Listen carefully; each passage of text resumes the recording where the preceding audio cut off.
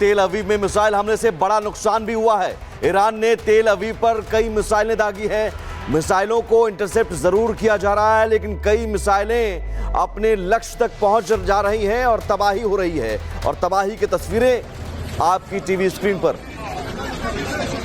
और बड़ी खबर यह भी है कि खुद के लिए नोबेल शांति पुरस्कार चाहते हैं ट्रंप। डोनाल्ड ट्रंप का एक बड़बोलापन भी सामने आ रहा है और वो बार बार कह रहे हैं कि जंग रुकवाई मुझे नोबेल पुरस्कार नहीं मिलेगा। और ये बड़बोलापन सामने आया है। एक तरफ लगातार हमले हैं और दूसरी तरफ डोनाल्ड ट्रंप के बयान। 15 लड़ाकू विमानों ने ईरान पर हमला बोला है। पश्चिमी ईरान में बमबारी कर रही है इजरायली सेना। पश्चिमी ईरान में आईडीएफ ने मिसाइल हमला किया है। आईडीएफ के लड़ाकू विमानों से मिसाइल अटैक यहां पर किया गया है। तो देखिए, यहां पर इजराइल की ओर से भी हमले रुक नहीं रहे हैं। पश्चिमी ईरान में बमबारी कर रही है इजरायली सेना और आईडीएफ की ओर से यह साफ भी किया गया था कि अब ईरान पर हमले का नया दौर शुरू होगा। तो इसी के तहत पश्चिमी ईरान में आईडीएफ ने मिसाइल से हमला किया है। और पश्चिमी ईरान की जब हम बात करते हैं तो यहाँ पर काफी ज्यादा आप शहरों को देखेंगे जो आर्थिक रूप से काफी समृद्ध है, लेकिन अब इजराइल की ओर से टारगेट पर है पश्चिमी ईरान। और सीधे रुक करते हैं, हमारे साथ जुड़े हुए यूके देवनाथ जी। जिस तरीके से हम सर देख भी रहे हैं, जो हमले रुकने का नाम नहीं ले रहे हैं। अब इजराइल की ओर से पश्चिमी ईरान को टारगेट किया जा रहा है, लेकिन सवाल ये खड़ा होता है कि आखिर कब तक, कितने दिनों तक ये हमले जारी रहेंगे। सबसे बड़ी बात है कि उभय पक्ष जो है इस युद्ध में अपना पूरा जोर आजमाइश कर रहा है, लेकिन पहले किसकी रिसोर्सेज खत्म हो जाएंगी। युद्ध क्षेत्र में अगर हम देखें तो ईरान ने इस युद्ध को शुरू करने के पहले करीबन 2000 बैलिस्टिक मिसाइल बना लिए थे। जैसे कि हमने फतेह का नाम सुना, खरामशोर का नाम सुना। ये 1600 किलोमीटर तक कम। ठीक है, आता हूं सर आपके पास दोबारा। इस बीच एक और बड़ी खबर है।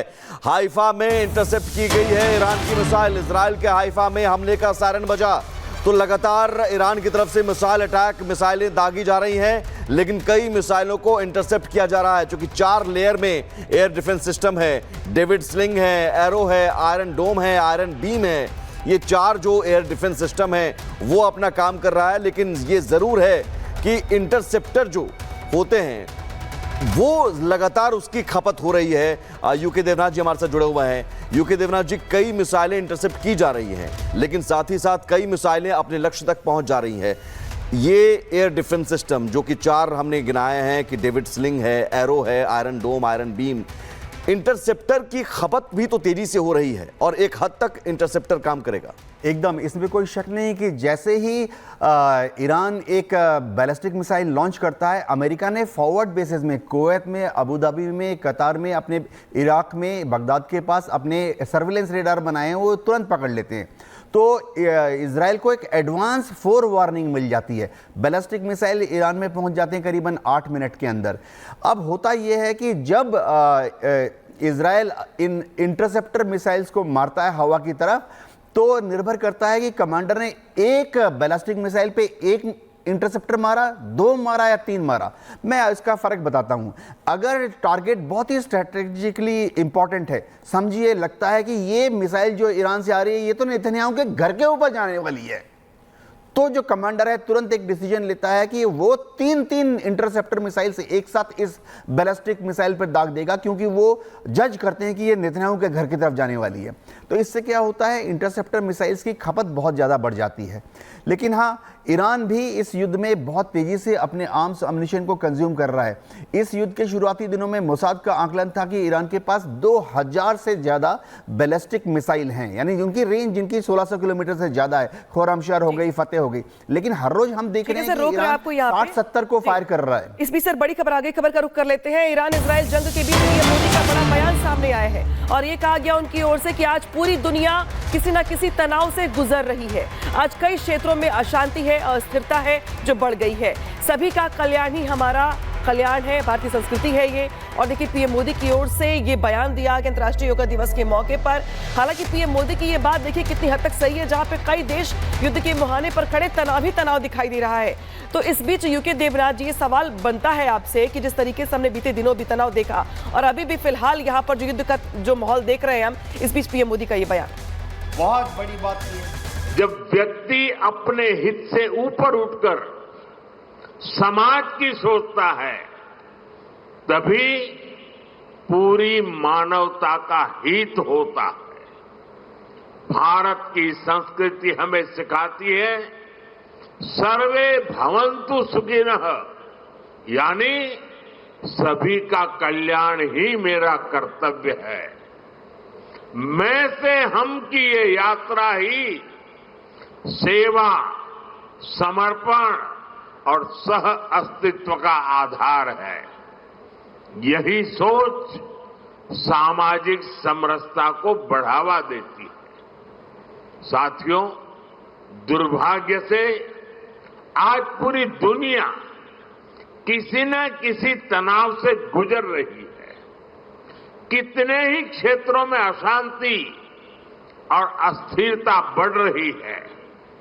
ऐसे में योग से हमें शांति की दिशा मिलती है, जहां योग सिर्फ पर्सनल प्रैक्टिस न रहे बल्कि ग्लोबल पार्टनरशिप का माध्यम बने।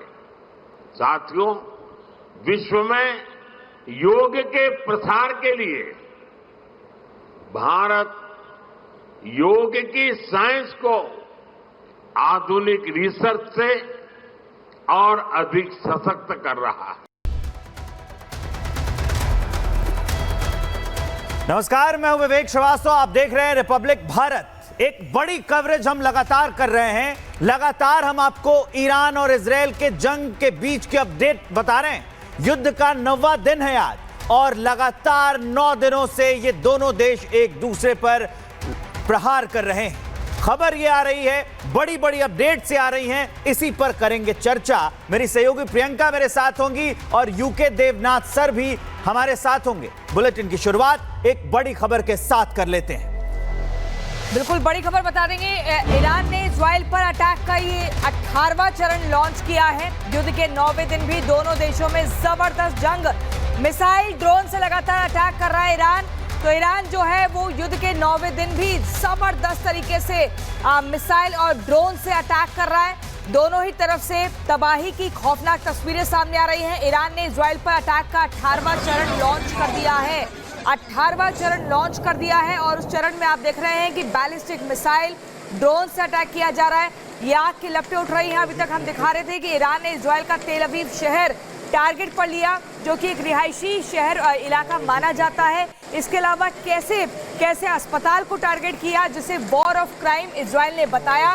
ये तस्वीरें बता रही हैं कि भयानक तबाही इजराइल में मचा दी है ईरान की तरफ से ड्रोन और बैलिस्टिक मिसाइल से अटैक करके।